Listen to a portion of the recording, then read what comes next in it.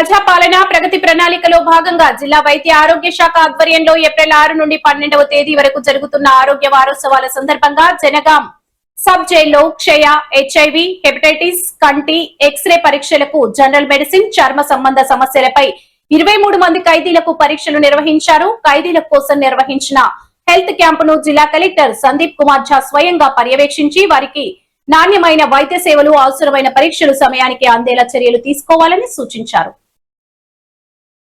ఈ సందర్భంగా కలెక్టర్ మాట్లాడుతూ ఆరోగ్య సమస్యలు ఉన్నవారు హెల్త్ క్యాంపులో తప్పనిసరిగా వైద్యులు సంప్రదించాలన్నారు. వైద్యులు సూచించిన మందులను క్రమం తప్పకుండా తీసుకోవాలన్నారు. వ్యక్తిగత పరిశుభ్రతను పాటించాలని, శుభ్రతపై ప్రత్యేక శ్రద్ధ పెట్టాలన్నారు. జ్వరం, దగ్గు, శ్వాసకోశ సమస్యలు వంటి లక్షణాలు ఉంటే వెంటనే వైద్య సిబ్బందికి తెలియజేయాలన్నారు. ఈ కార్యక్రమంలో డాక్టర్ కె మల్లికార్జునరావు, జిల్లా వైద్య ఆరోగ్య శాఖ అధికారి doctor Ashok, doctor Kamal Haasan, jail అధికారులు, ఇతర వైద్యులు, సిబ్బంది పాల్గొన్నారు.